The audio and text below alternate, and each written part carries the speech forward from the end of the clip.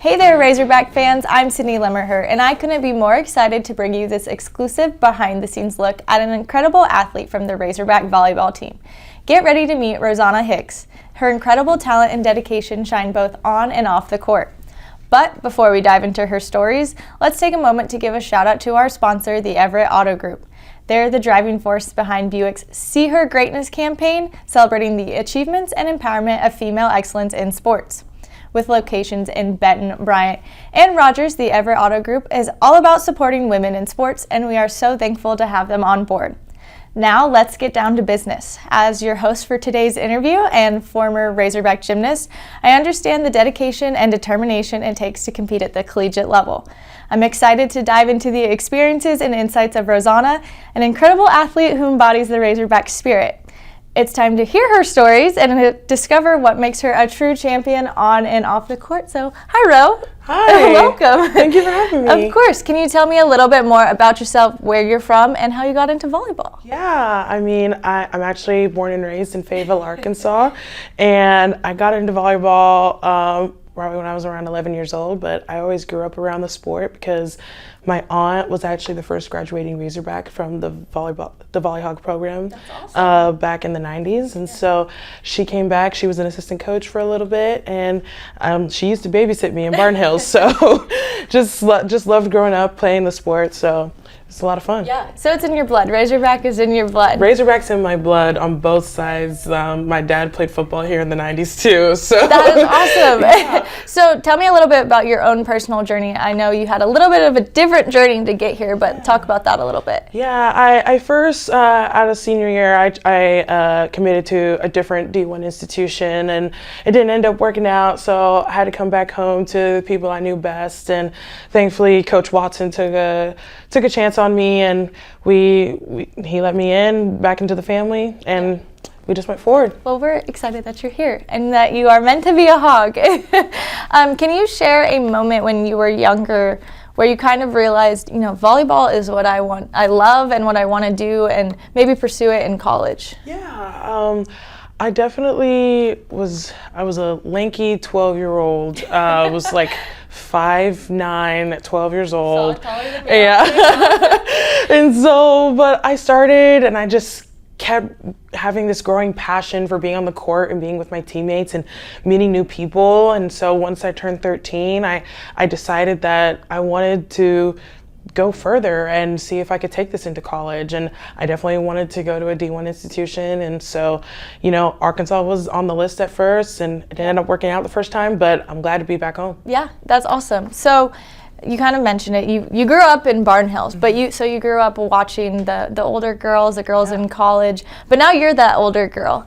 And you are very involved in the community here as well, which is really cool. Can you talk about what you want those young Razorback fans that look up to you now, what you want them to remember about you as they aspire to try to be a volley hog one day? Yeah, I hope they just remember my passion for my teammates, for this sport, for this school, to being a Razorback. Like, it's just, there's so much that the university, that the athletic department has to offer, and they cater to my passions in academics and athletics, and just keep remembering that going forward, and you'll never be blinded by anything else. Yeah, it's definitely a different platform here, for sure. And speaking of that, which I'm very excited to hear your opinion, because I've heard your opinion about it outside of this camera, women's sports is, such a big topic right now, obviously. With the women's basketball tournament became a big thing. Gymnastics is on ESPN. You guys made a really good run this year, playing at Nebraska, which was probably insane crowd. But with that can kind of bring some negativity sometimes. So talk about how you think social media can be used to maybe bring some more positive light to women's sports. I mean, it's always a hard conversation to have around, like, developing the sport more and developing marketing around the sports, of women's sports in general. But I think that there's so many talented women in sports, in collegiate sports and professional sports, that if we can rally around, like, the Caitlin Clarks, the Angel Reeses, if we can rally around those big names in women's sports, like, we can push the narrative in social media and in sports broadcasting in general. I think like it's getting bigger, it's getting broader, and there's no way to stop the momentum coming. And it was really awesome, like you said. I mean, I was an athlete here, obviously, way before you were, and to see the growth of just our volleyball program and the eyes and the attention that it got this year, and the success you guys had. But there are still some, schools out there that might have a really good volleyball program, but aren't getting the necessary attention that you guys are. So talk about some advice that you might give to an athlete that, is kind of struggling at the fact that maybe they aren't getting the media attention. Yeah, I would definitely say be your own self-advocate more than anything. I think one of the things that we did a lot as a team the year before was that we made sure to put out our games a lot more, just because we wanted people to come. We wanted people to experience Barnhill and, the Nolan Richardson mentality of 40 minutes of hell. So we really just wanted people there. And of course, like, it ended up paying off, the hard work we put in. So it's like, be your own self-advocate, do extra than what even your marketing team is telling you to do. Like, just go out there, interact with fans, kids, whatever you can do to get your sports name out there. Yeah, and you got to be patient too. Oh, yes. Yeah, because when I was here, I mean, the same thing. We were the biggest self-advocates for gymnastics. Like, we weren't selling out the crowds that they are now. We were at the union handing out stickers and donuts and pizza, whatever else to say, hey, come watch us. Like, it's a really fun time. So seeing the growth of all the women's sports at Arkansas has been really fun over however long I've been here. Can you share a moment in either, a team aspect or a personal aspect where you're just like, I'm going to remember this moment for the rest of my life? I think it goes back to my senior year of high school at Fayetteville. I was playing in the semifinal match for the state tournament, and I didn't know at the time, but I ended up having like 30 kills on like 75 swings, and I was just like, did I? I was like, I had no idea. But in that moment, I just knew that like I just had to get the next kill for my team, and I ended up we ended up going to 5 that match. And I was not as tired as I thought I was, but it was a whole thing. But I was like, going into that 5th set, I was like, we're gonna do this. We're gonna put on a show. We're gonna like go for it. I had like some of the first 8 points, I had like maybe 6 of them. I was like, we're doing this, we're getting it. And I ended up having the last kill at the end of that match, and we went to state that next 2 days, and I was like, oh my God, it was just the best moment ever. Yeah. So, do you have any sort of superstitions or rituals that you do before every match? Ooh.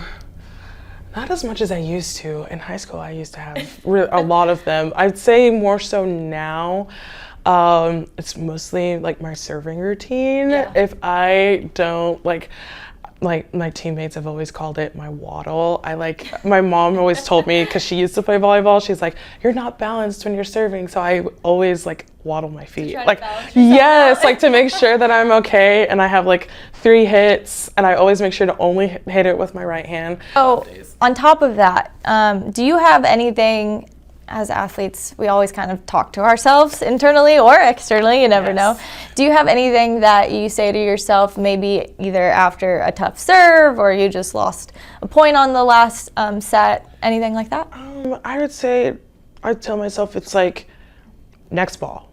Especially like if I felt that like I was like the cause of a so-and-so error. I always try to like, my coach always says to me, he's like, Ro, you're your worst enemy. You're your own worst enemy every single day in practice. I'm like, I'm sorry. There's not much I can do about it. It's like, it's just that inner monologue. But like, I always try to reset as fast as I can. And thankfully my teammates are always good, because like they see that I get in my head sometimes, and they're like, hey, you got the next one. Don't worry about it.